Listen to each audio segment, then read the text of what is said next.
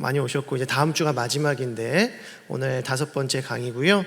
그리고 이제 나눔과 성장에 대한 2번째 시간으로 갔습니다. 그리고 다음 주에는 마지막 시간을 이제 좀 갖도록 하겠습니다.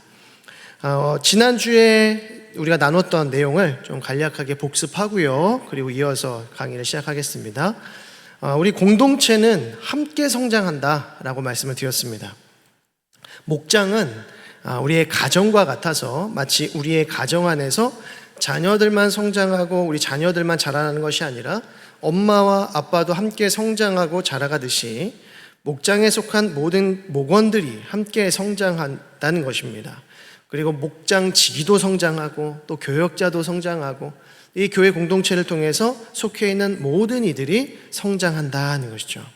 그리고 목장은 나눔으로써 성장한다고 말씀드렸는데, 신약 성경의 이 코이노니아라고 하는 이 단어는 교제 혹은 친교라고 번역이 되지만 그 개념은 서로 통용하는 것입니다. 나누는 것입니다. 그런데 이 공동체 안에서 자신의 삶을 나누기 위해서는 무엇이 필요하겠습니까? 용기가 필요하다는 것입니다. 용기가. 왜냐하면 우리 모두에게는 감추고 싶은 비밀들이 있기 마련이기 때문이죠. 그래서 다른 목원들은 자신의 삶을 용기 있게 나눠준 다른 목원에게 아낌없이 위로와 격려를 해주는 분위기를 만들어가야 하는 것입니다. 목장은 영적인 성장의 장으로서 추구하고 목표하는 방향성을 갖게 되는데요. 지난주에 이제 도표를 보시면서 5가지의 방향성을 말씀을 드렸습니다. 그래서 목장이 추구하는 방향성 5가지는 위로, 그리고 아래로, 그리고 바깥으로, 안으로, 그리고 다시 앞으로라고 하는 방향성이 있다고 했습니다. 첫 번째, 위로의 방향성이라고 하는 것은 하나님과의 친밀성을 말하는 것이고, 또 아래로의 방향성이라고 하는 것은 우리 자신의 내면 세계를 가리킨다는 것입니다. 그리고 세 번째로 안으로의 방향성이라고 하는 것은 목장의 친밀성, 목원들끼리의 친밀성을 가리키고, 네 번째로 밖으로의 방향성이라고 하는 것은 세상과의 친밀성이라고 했습니다. 그래서 세상 사람들과도 기본적인 존중과 배려들을 통해서 좋은 관계를 유지하셔야 된다는 거죠. 그리고 마지막 5번째로는 앞으로의 방향성, 전진성인데 곧 불신 영혼들을 향한 방향성인 것입니다. 그래서 이 방향성, 앞으로의 방향성이라고 하는 것은 매우 선교 지향적이고요. 그리고 불신 영혼들에게 매우 적극적으로 다가가는 그런 방향성이라고 말씀드렸습니다. 그러면 목장에서는 어떠한 프로세스를 통해서 영적 성장이 이루어지는가? 영적 성장의 핵심은 무엇에 있다고 말씀드렸죠?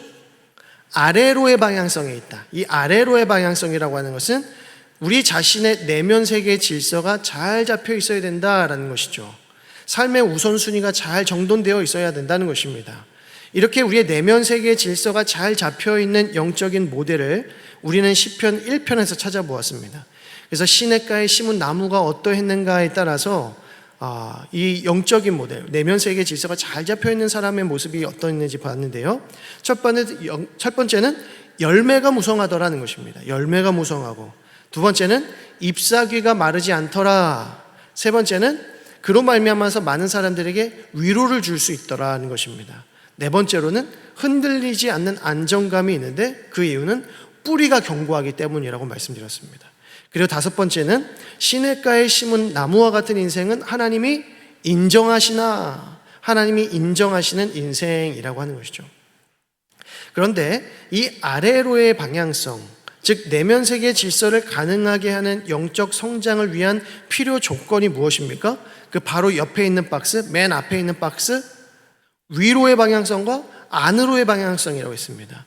곧 하나님과의 친밀함, 그리고 목원들과의 친밀함은 우리의 혼란스러운 내면 세계의 질서를 건강하게 붙잡아 주더라는 것이죠. 그 전제가 된다는 것입니다.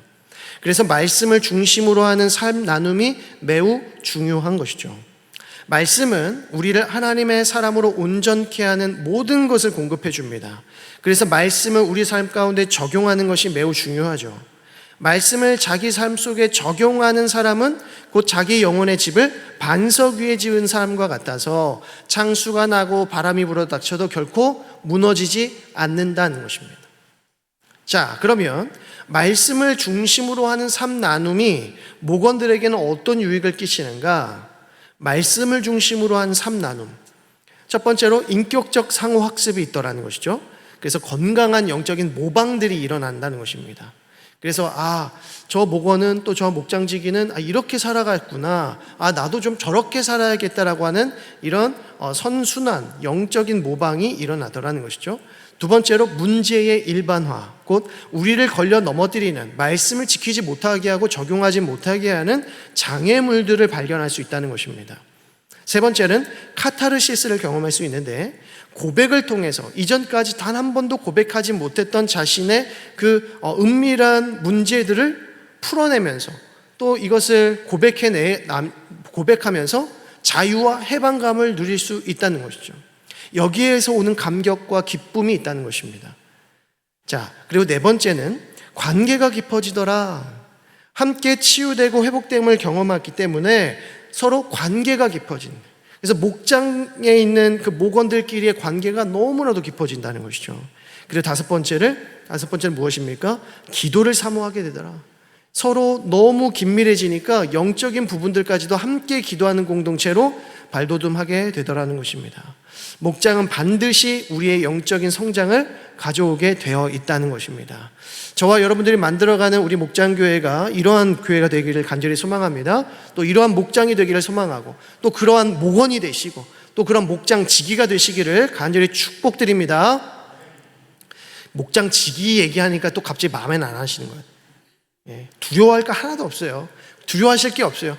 이거 세미나 끝나고 권사님, 자, 목장지기. 이렇게 안 합니다. 이렇게 절대 안 합니다. 기쁨으로 자원하시는 분들 안에서 이렇게 하는데 아마 다 자원하시게 될 거예요. 자, 이제 진실하게 드러내기. 자, 두 번째, 진실하게 드러내기에 대해서 이제 본격적으로 오늘 강의를 시작하도록 하겠습니다. 자, 그런데요, 여러 목원들 앞에서 자신의 삶을 진솔하게 나누는 일, 어떻게 보면 참 아름다운 일이고 너무 이상적인 일이지만 과연 그것이 쉬울까요? 자신의 삶을 목원들에게 이렇게 드러내고 삶을 나누는 것이 과연 쉽습니까? 어렵습니까? 쉽지 않습니다. 지난주에도 우리가 살폈듯이 우리는 저마다의 아픔이 있고 상처가 있고 숨기고 싶은 비밀들이 있습니다. 혹 용기 있게 고백하고 나누었다고 할지라도 그 부분 때문에 다른 사람들에게 내가 어떻게 인식이 될까? 나를 어떻게 생각할까? 나를 혹 이상한 사람으로 보지는 않을까라고 두려워하게 되더라는 것입니다. 그래서 나를 멀리하려는 것은 아닐까? 그래서 우리가 우리 자신을 자신 있게 드러내는데 어려움을 겪더라는 것입니다. 자, 그러면 우리는 왜 이러한 어려움을 겪을 수밖에 없는 것인가? 왜 우리의 삶을 너무나도 이렇게 쿨하게, 이렇게 자유롭게 자신 있게 드러내는 것에 어려움을 느낄까? 자, 그 가장 근본적인 원인은 바로 우리의 죄 때문입니다.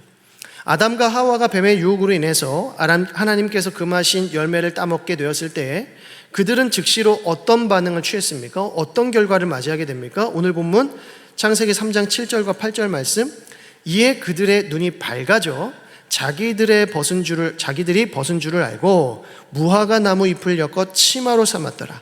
그들이 그날 바람이 불 때 동산에 거니시는 여호와 하나님의 소리를 듣고 아담과 그의 아내가 여호와 하나님의 낯을 피하여 동산 나무 사이에 뭐한지라? 숨은지라. 자, 여기서 아담과 하와가 범죄했을 때 가장 먼저 나타났던 반응이 두 가지였는데요. 하나는 가리기, 다른 하나는 숨기였다는 것입니다. 아담과 하와는 어떤 관계였습니까? 부부관계입니다. 부부관계. 한 가족이었을 뿐만 아니라 부부관계였습니다. 둘은 서로에게 조금도 부끄러워할 것이 없는 관계였다는 것입니다. 그런데 죄가 딱 들어가니까 어떤 일이 벌어집니까? 그 10년 가운데 수치심이 들어왔다는 것입니다. 그리고 즉각적으로 자신의 벌거벗은 몸을 부끄러워하게 되었다는 것이죠. 그래서 둘뿐이 없는 세상 속에서 서로에게 자신의 벌거벗은 몸을 가리기 위해서 무화과 나무 잎을 치마로 엮어서 입었다는 것입니다. 세상에 두 사람밖에 없는데. 그리고 모든 것을 밝히 보시고 아시는 하나님의 눈을 피하여 뭐 했다고요? 숨었다는 것입니다. 아담과 하와에게 죄가 들어가니까 사람의 시선을 피하여 자신을 가리게 되었고 하나님의 낯을 피하여 숨게 되더라는 것입니다. 즉 하나님께 불순종한 죄는 우리로 하여금 하나님과의 관계가 막혀져 버리고 또 사람들과의 관계가 단순간에 막혀져 버리는 일이 벌어지더라는 것이죠. 여러분 혹시 가면현상이라는 말을 들어보셨는지 모르겠습니다. 위키백과를 보게 되면 이 가면현상에 대해서 이렇게 정의를 합니다. 가면현상은 회사의 중역이나 의사, 변호사 등 사회적으로 존경받는 지위나 신분에 이르렀으면서도 끊임없이 이것은 나의 참모습이 아니다, 언제 가면이 벗겨질지 모른다는 등의 망상으로 괴로워하는 현상을 가리킨다. 미국에서 출판된 폴린 클라인스와 같은 이름의 책에 의하면 미국에서는 출세한 사람의 70% 정도가 이와 같은 불안을 호소하고 있다고 한다라고 말합니다. 한마디로 아무리 세상 속에서 출세하고 세상적으로 높은 지위를 가졌어도 누구나 자신의 본 모습을 들킬까봐 두려워하고 있더라는 것입니다. 그러면 우리 신앙 공동체는 어떻습니까? 우리 믿음의 공동체, 우리 기독교 공동체, 우리 교회 공동체는 어떻습니까? 우리는 가감없이 우리의 모든 본 모습을 밝게 드러내면서 신앙생활 잘하고 계시죠? 여기서 가만히 보면 이제 본 모습이 집에 가야 드러나시는 분이 있고 직장 가야 드러나시는 분이 있고 이게 다 스타일이 또 틀립니다. 우리는 가감없이 우리의 본 모습을 밝게 드러내면서 신앙생활을 하고 있는가? 그렇지 않습니다. 쉽지 않습니다.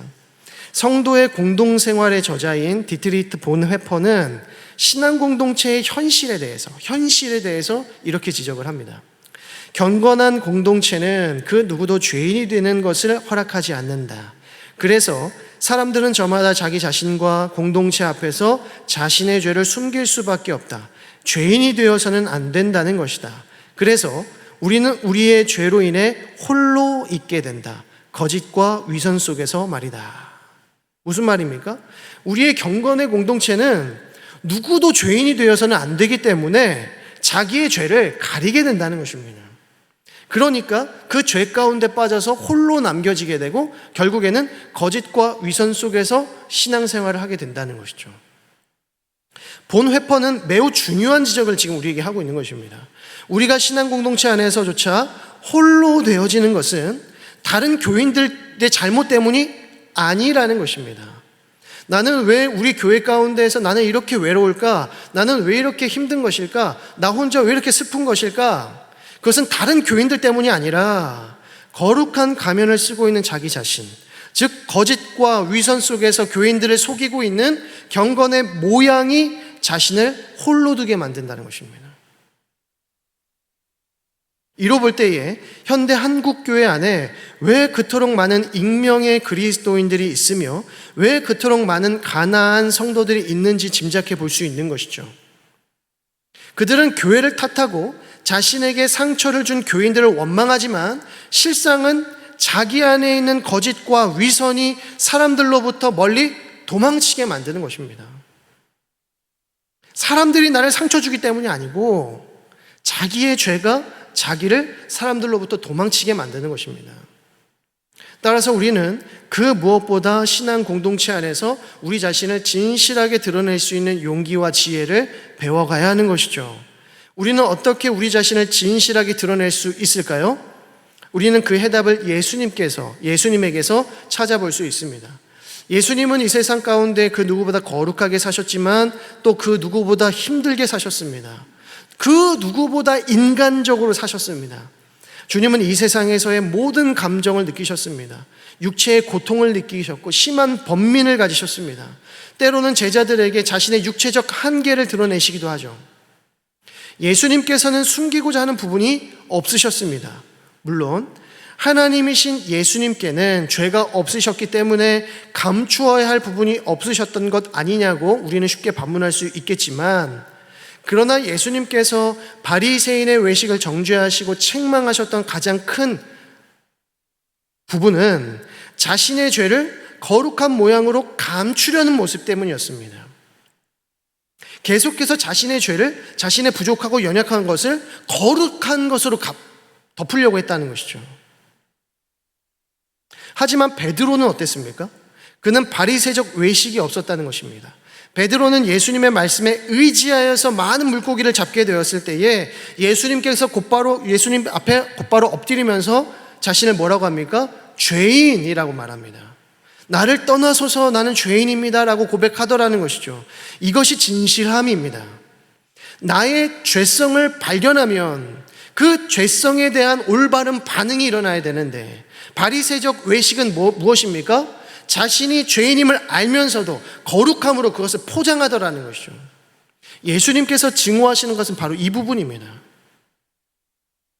그래서 목장에서는 성숙한 삶 나눔이 매우 중요한 것입니다. 우리가 소그룹에서 주의를 기울여서 배우고 훈련해야 할 부분이 바로 이 지점입니다. 말씀을 배우고 알아가는 것 정도는 전통적인 구역 시스템에서도 충분히 얼마든지 일어날 수 있는 부분들이죠. 그런데 구역과 우리가 추구하는 목장교회를 나누는 그 핵심이 무엇인가 하면 삶 나눔에 있습니다. 성숙한 삶 나눔이 가득한 소그룹은 구역에서 목장으로 나아가는 것이고, 그러나 삶 나눔이 훈련되어 있지 않고 정제되어 있지 않는 공동체는, 소그룹은 특별한 질서가 주어지지 않는다면 그것은 목장교회로 발전할 수가 없습니다. 그냥 전통교회의 관리 시스템 정도로밖에는 사용을 할 수가 없는 것이죠. 이에 우리는 몇 가지 삶 나눔의 방식을 잘 숙지하고 훈련해 나가야 할 필요가 있습니다. 잠시 후에 C 부분에 챕터 C에서 1-3에서 다시 한번 정리를 해드리겠지만, 삶 나눔의 원리에 대해서 말씀을 드리면 다음과 같습니다. 몇 가지로 정리해드립니다. 첫 번째, 성숙한 나눔이 일어나기 위해서는 누군가가 먼저 자신의 삶을 나누어야 합니다. 자신의 삶을 먼저 누군가 나누어야 된다. 억지로 시켜서가 아니라, 순서가 돼서 나에게 찾아오는 것이 아니라 내가 먼저 나누고자 하는 마음이 있어야 한다는 것입니다. 자, 두 번째로, 삶을 나눌 때에는 작은 것에서부터 출발을 해야 됩니다. 처음부터 너무 무거운 주제, 민감한 주제, 막 성적인 문제에 대한 부분들을 나누게 되면 모임이 어떻게 되겠습니까? 너무 부담스러운 모임이 되어버리는 것입니다. 정서적으로 회피하게 되는 것이죠. 그래서 처음에는 사소한 주제로부터 시작을 해서 자연스럽게 중요한 부분들을 다루어 나가야 되는 것입니다. 자, 세 번째로, 자신의 어려움을 지나치게 강조하면 곤란하다는 것입니다. 부담스럽기 때문이죠. 그러면 자유로운 나눔이 딱딱해지고 냉랭해집니다. 나만 힘들어. 그 공동체에서 나만큼 힘든 사람이 없어. 그러면서 나누기 시작하면 곤란하다. 그 사람을 위로하다가 모임 다 끝나버리는 모임 돼버린다는 거죠. 자, 네 번째, 삶을 나눈다고 하더니 결국 자기 자랑하고 있고 과시로 끝나고 있는 나눔들이 있습니다. 처음에는 남편에 대한 아쉬움을 얘기하는 것 같더니 결국 남편 자랑하고 있네. 이렇게 되면 이게 삶나눔이 어떻게 되겠습니까? 그렇죠? 그건 부끄러운 일이 된다. 그래서 진솔함이 아니라 교만이 될 수 있다. 그래서 조심하셔야 된다는 겁니다. 다섯 번째, 우리의 말을 매우 정제하고 질서 있게 사용할 필요가 있습니다. 특히 자기는 툭 터놓고 숨김없이 진실하게 말한다고 하는데 결국 정죄하는 말이고 상처 주는 말이라고 하면 그 모임이 어떻게 되겠습니까? 이런 거예요. 솔직히 말하면 내가 여태까지 말 안 하려고 그랬는데 솔직하게 말하면 집사님 패션 감각 없어. 그럼 모임이 아주 따뜻해지겠죠? 이거는 진솔함이 아닙니다. 이거는 진실함이 아닙니다. 이거는 진실을 가장한 폭행입니다. 주의하셔야 된다. 자, 여섯 번째, 삶 나눔이라고 하는 것은 모두가 참여해야 한다는 것입니다. 5명이 모임을 하고 있습니다. 그런데 그 중에 4사람은 삶 나눔을 진솔하게 했습니다. 그런데 꼭 한 사람만 자기 얘기를 안 해. 꼭 한 사람만 삶 나눔을 안 해. 안 그러면 매우 피상적인 얘기만 해. 그러면 어떻게 될까요? 나머지 4명의 사람들이 무슨 생각을 갖겠습니까? 손해봤네 라고 생각한다는 거죠. 나 혼자만 진실했네? 우리만 손해봤네? 게다가 혹여나 3나눔의 내용이 밖으로 알려지게 되었을 경우에 결국 3나눔을 하지 않은 그 사람에게 모든 화살이 돌아갈 수밖에 없는 거죠. 이렇게 되면 공동체가 건강하게 이루어질 수가 없는 것입니다. 제가 전에 사역했었던 한 교회에서도 이런 똑같은 일이 있었어요. 똑같은 일이. 그 소그룹에서 삶을 나누지 않는 사람은 딱 한 사람이었는데 바로 소그룹 리더였습니다. 소그룹 리더가 자기의 삶을 나누지 않는 거예요. 무슨 이유 때문인지, 어떤 상처 때문인지, 무슨 아픔이 있는지, 무슨 비밀이 때문인지 모르지만 꼭 그 리더만 얘기 안 해요. 매우 내향적인 분이시기도 했지만 그렇다고 모두가 자기 삶을 나누고 있는데 그 리더가 매번 자신을 오픈하지 않으면 그 소그룹이 어떻게 되겠습니까? 그래서 그 소그룹 멤버들이 저에게 찾아와서 얘기하는 거예요. 불만을 토로하는 거예요. 왜 그분만 얘기 안 하는 거죠? 그러니까 뭐라고 하겠습니까? 리더 바꿔달라고 말이 나옵니다. 결국 그 리더분 혼자서 제외됐습니다. 물론 나가세요라고 한 게 아니지만 그 다음 시즌에 못하겠다는 거죠. 결국 그렇게 되더라는 것입니다. 여러분, 목장이라고 하는 곳은 가장 안전한 곳이어야 합니다. 목장은 우리 교회 공동체 가운데에서 가장 안전한 곳, 내가 그곳에만 가면 보호받을 수 있다라고 하는 확신이 드는 공동체여야 됩니다.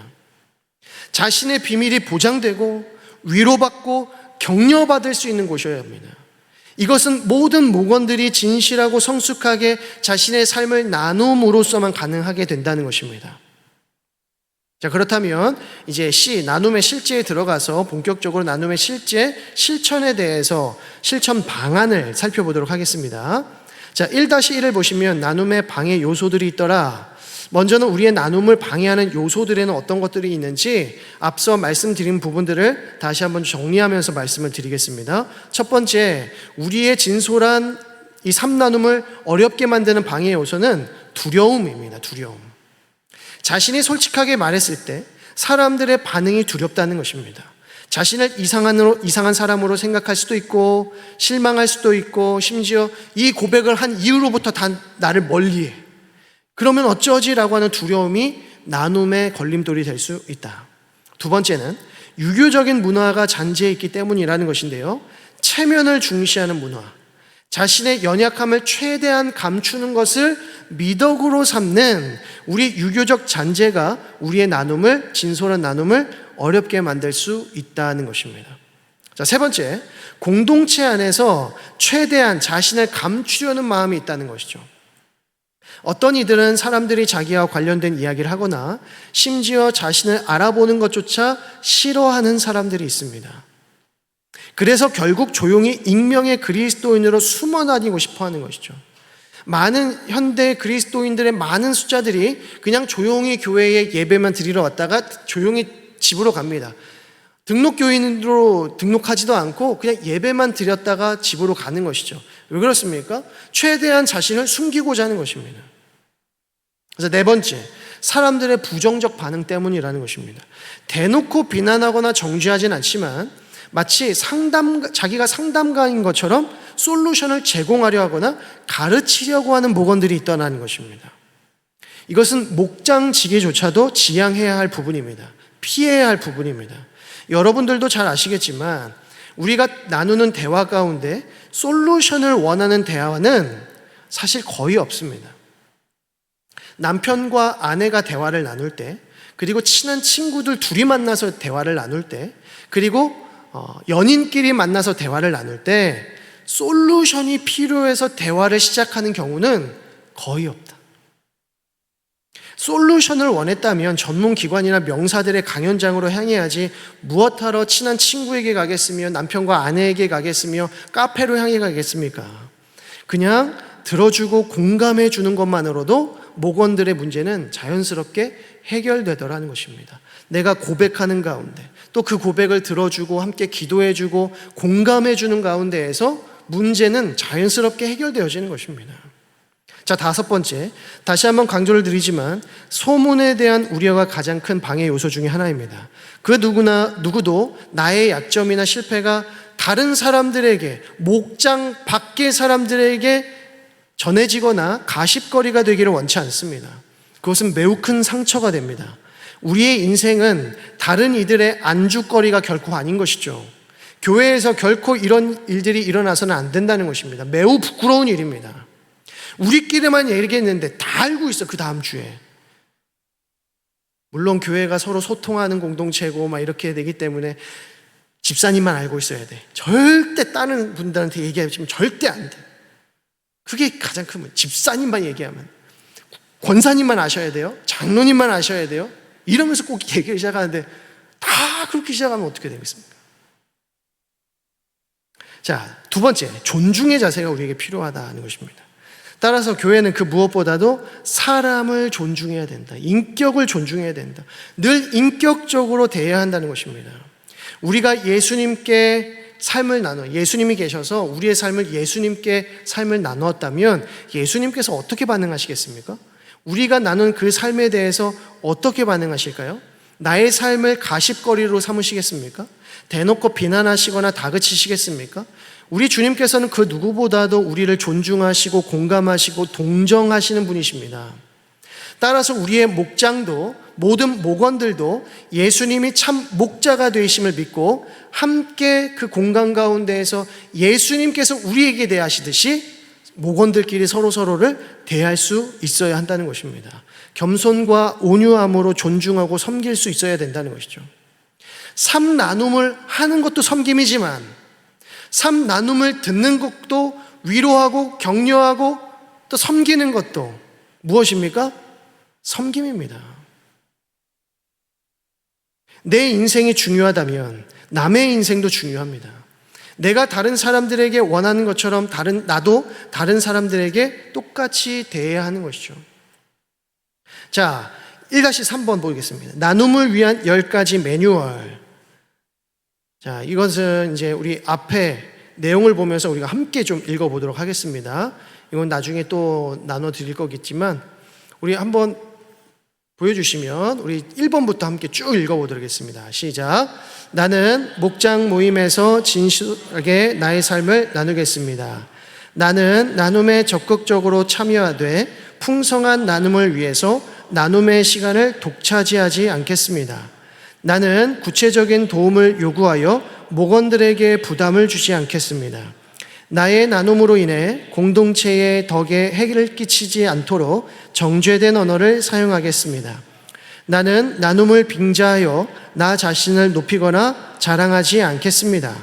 나는 목원들이 어떤 내용으로 삶을 나누어도 존중하여 비판하거나 조롱하지 않겠습니다. 나는 목원들에게 섣불리 조언하거나 피상적인 답을 주지 않겠습니다. 나는 목원들에게 조언을 할 때는 질문이나 간증만 사용하겠습니다. 나는 목원들의 나눔을 통해 그들의 고민과 아픔과 상처와 죄를 알게 되면 그들을 위해 중보기도 하겠습니다. 나는 목원들이 나눈 이야기를 목장 밖에서 말함으로써 신뢰를 저버리는 일을 결코 하지 않겠습니다. 이렇게 모임을 하셔야 되는 거죠.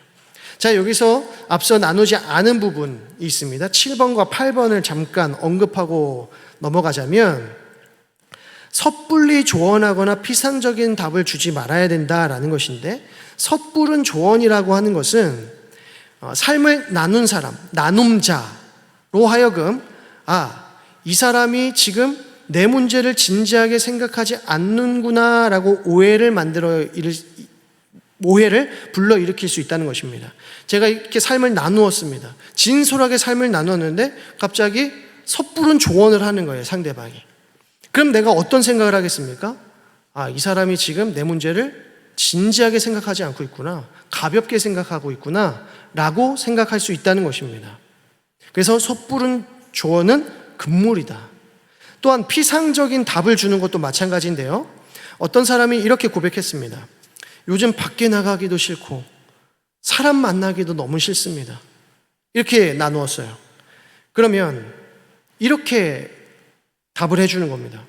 기도해 보세요. 성경을 읽어보세요. 이 사람이 저 말을 해도 기도해 보세요. 성경을 읽어보세요. 저 사람이 또 이렇게 해도 기도해 보세요. 이게 뭐냐? 정답이죠. 기도하고 말씀 봐야죠.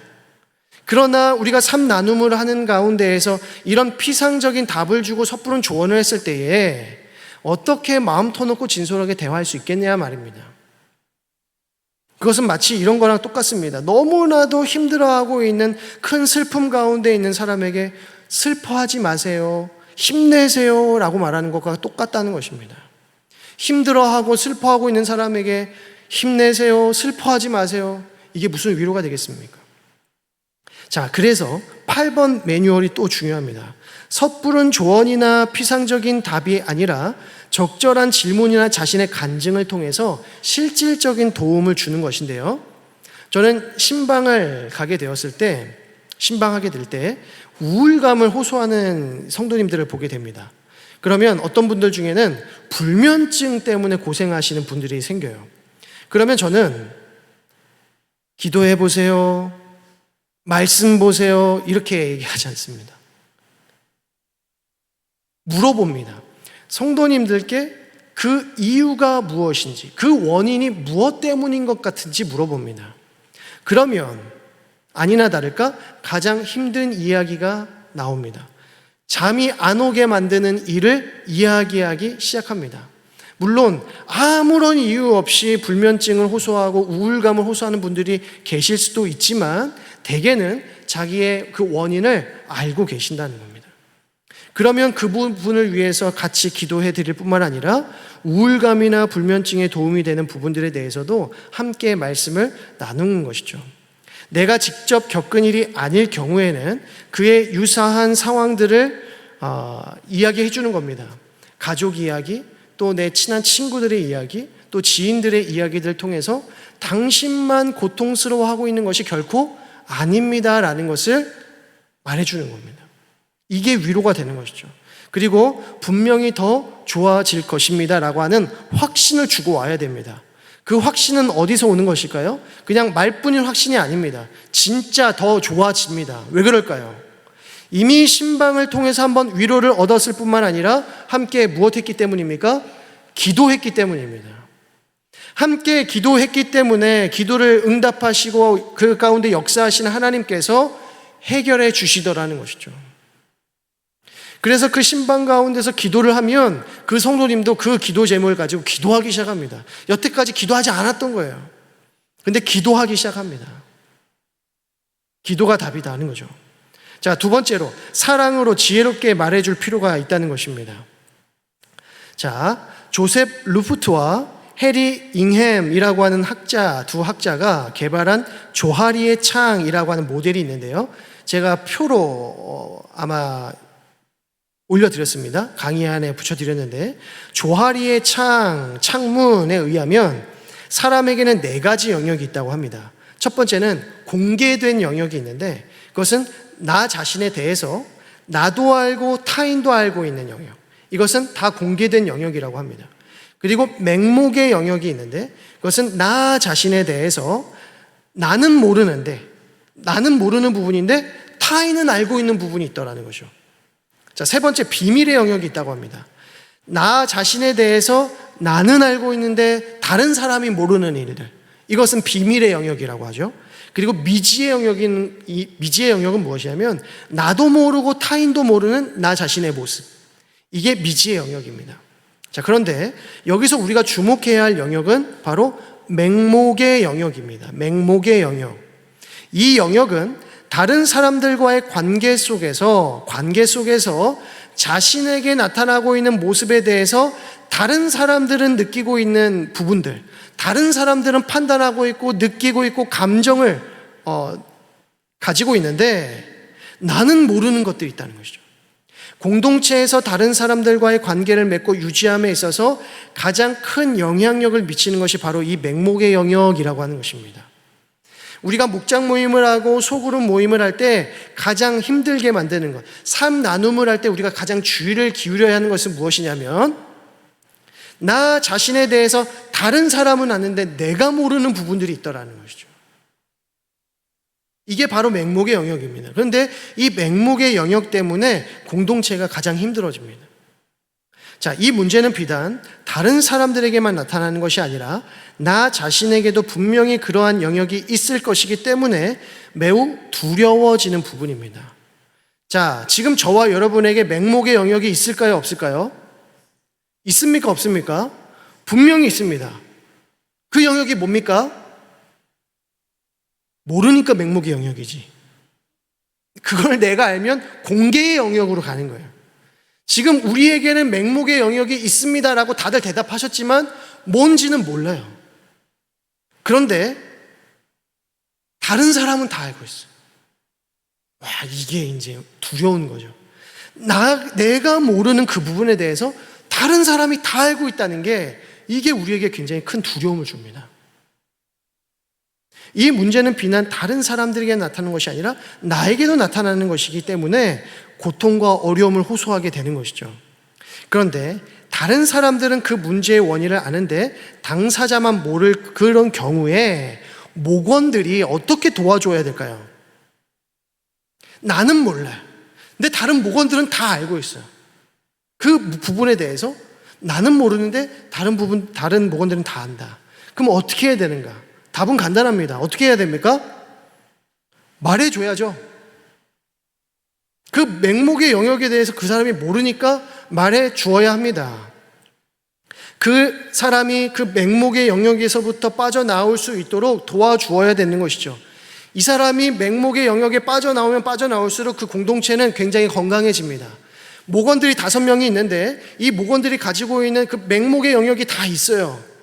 근데 이 맹목의 영역을 하나씩 걷어낼 때마다 공동체가 건강해지더라는 것이죠. 그러면 어떻게 이 한 사람 한 사람에게 있는 맹목의 영역을 하나씩 걷어내고 또 빠져나오게 도와줄 수 있을까? 한마디로 말해줘야 되고 알려주어야 되는데 그러면 어떻게 알려주어야 할 것인가? 폴 트립이라고 하는 기독교 상담학자는 소위 직면이라고 하는 용어를 사용하는데요. 직면이라는 말을 들어보셨죠? 직면이라고 하는 것은 상담자가 내담자로 하여금 하나님 앞에서 내담자 자신의 모습을 정확히 보고 자신의 오류를 고백할 수 있도록 인도하는 것이라고 설명합니다. 상담자가 내담자로 하여금 고민이 있는 사람으로 하여금 하나님 앞에서 이 내담자 자신의 모습을 정확히 볼 수 있게 해주고 그래서 자신의 오류를 고백하고 인도할 수 있도록 도와주는 것이라고 하는 거죠. 여러분들은 그 유명한 나단 선지자의 책망을 잘 아실 겁니다. 다윗이 밧세바를 범한 후에 그리고 밧세바의 남편이자 이스라엘 민족의 충신이었던 우리아를 간접적으로 살해하게 되었을 때에 그리고 다윗이 밧세바를 드디어 자신의 아내로 맞아들이게 되었을 때에 나단 선지자가 다윗에게 찾아갑니다. 다윗 앞에 나단 선지자는 한 가지 비유의 이야기를 들려주죠. 이때 다윗은 자기가 무슨 죄를 지었는지 모르고 있었습니다. 다 아는 것 같은데 자기만 모르는 맹목의 영역이었습니다. 그래서 나단 선지자는 그에게 비유의 말을 들려주었는데 그 비유의 이야기는 무엇이었는가 하니 한 마을에 2사람이 살고 있었는데 한 사람은 부자였고 한 사람은 매우 가난했다는 것입니다. 그런데 이 부자는 양과 소가 매우 많았지만 가난한 사람에게는 오직 작은 암양 새끼 한 마리뿐이었다는 겁니다. 그래서 이 가난한 사람은 그 암양 새끼를 마치 자기 친딸처럼 키웠습니다. 그런데 그 마을에 어떤 행인이 그 부자에게 찾아오게 되죠. 근데 그 부자는 자기의 가축으로 이 행인을 섬기지 아니하고 가난한 자의 딸과 같은 암양 새끼를 빼앗아서 그것을 잡아 행인에게 베풀어 주었다는 것입니다. 이 이야기를 들은 다윗이 격노하면서 이렇게 말합니다. 여호와의 살아계심을 두고 맹세하노니 이 일을 행한 그 사람은 마땅히 죽을 자라. 그러면서 그 양 새끼를 4배로 갚아주어야 할 것이고 라면서 울분을 토해냅니다. 그런데 그때 나단 선지자가 다윗에게 뭐라고 말합니까? 당신이 그 사람이라. 당신이 바로 그 사람이라.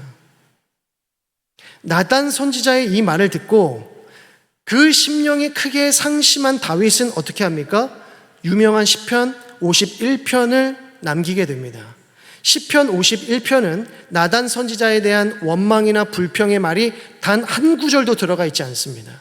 오로지 하나님 앞에서 큰 죄를 범했던 다윗 자신의 참회와 또 하나님 앞에 죄악을 토로하는 내용만이 적혀 있을 뿐이고, 하나님의 사랑과 긍휼하심과 그 오래 참으심의 은혜만을 의지하는 모습만이 나타나고 있는 것이죠. 이게 무엇입니까? 직면입니다. 원망하게 만드는 것이 아니라 하나님 앞에서 자신의 죄를 보게 만들어주는 것, 그것이 바로 직면이라는 것이죠. 그렇다면 우리는 어떻게 이와 같은 탁월한 직면을 해줄 수 있을까? 어떻게 불쌍한 목원들로 하여금 맹목의 영역에서 구출해낼 수 있을까? 맹목의 영역에서 구출시켜줬더니 보따리 내놓으라는 것은 아닐까? 또 내 탓하는 것은 아닐까라고 두려워하실지도 모르겠습니다. 목원들의 맹목의 영역을 알기 위해서는 결국 당사자의 그 연약함에 대해서 진실하게 말해 주어야 하는데, 이 일에는 진실하게 말해 줄 때에는 반드시 무엇이 전제되어야 합니까? 사랑이 전제되어야 한다는 것입니다. 사랑이 나에게 없으면, 그 사람에 대한 사랑이 없으면 차라리 말해주지 마세요. 차라리 침묵하시는 게 더 좋습니다. 그러나 그분을 정말 사랑하고 그분에게서 맹목의 그 영역에서 꺼내어주고 싶다고 한다면 사랑을 가지고 진실하게 말해줄 수 있어야 합니다. 물론 사랑을 가지고 진실을 말해주어도 당사자가 어떻게 반응할지는 알 수 없습니다. 부정적으로 반응할 수도 있고요, 매우 긍정적으로 반응할 수도 있겠지만, 다만 중요한 것은 자신을 직면하게 해준 그 목장직이나 목원이 자신을 얼마나 사랑했는지를 알게 되면 공동체는 오히려 더 큰 힘을 받게 되더라는 것입니다. 비록 그 얘기를 해줬던 그 순간에는 조금 기분이 상했을 수도 있고 상심했을 수도 있고 상처를 받을 수도 있지만, 집에 돌아가서 또 자기가 곰곰이 기도하면서 생각해 보았더니 나의 이 잘못된 모습이 하나님의 은혜를 가리고 있었고 공동체를 힘들게 만들고 있었구나를 깨달으면서 회개의 기회로 삼는다면, 그 사람은 그 목원과 그 목장지기에게 고마움을 느낄 것입니다. 왜? 사랑으로 나에게 말해주었기 때문에. 그리고 세 번째로 지혜롭게 말해주어야 된다는 것입니다. 이를 위해서는 4가지의 주의사항을 기억하실 필요가 있습니다. 오늘은 이 부분만 하면 마치게 됩니다. 자, 거의 끝이 왔습니다. 자, 지혜롭게 말할 수 있는 방법이 무엇인가? 4가지 주의사항입니다. 첫 번째는 효과를 생각하면서 말해야 된다. 효과적이어야 된다는 것인데요, 그러기 위해서는 감정이 상하지 않도록 정중하게 말을 해야 될 뿐만 아니라 진실을 피하지 말아야 합니다. 그리고 반드시 1대1로 만나서 얘기해 주어야 합니다. 직면을 하시려면 반드시 1대1로 만나셔야 됩니다. 다른 누군가를 대동하는 것은 이를 그르칠 여지가 커집니다. 두 번째, 온유한 말을 사용해야 합니다. 진실을 말할 때에는 단호해야겠지만 그렇다고 그 단호함이 온유함을 배제하는 것은 아니라는 것이죠. 단호하지만 온유하게 말할 수 있습니다. 온유라는 말이 무엇일까요? 온유한 말. 온유한 말이라고 하는 것은 이것이다 라고 말하기보다는 여러분의 경험에 비추어 보셔야 됩니다. 여러분의 경험 가운데에서 이런 게 참 나에게 온유함으로 다가왔어 라고 하는 부분을 생각해 보시면 됩니다.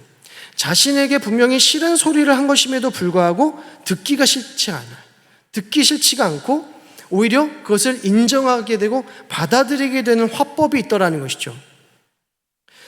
예를 들어서 인기 강사 김창옥 씨의 강연을 많이 들어보셨을 텐데, 많이 좀 들어보셔요. 그러면 김창옥 씨는 그 강연 스타일이나 이 상담 스타일이 어떠냐면 절대 돌려 말하지 않습니다. 매우 효과적으로 말합니다. 돌려 말하지 않습니다. 매우 직설적입니다. 그런데 아프지가 않습니다.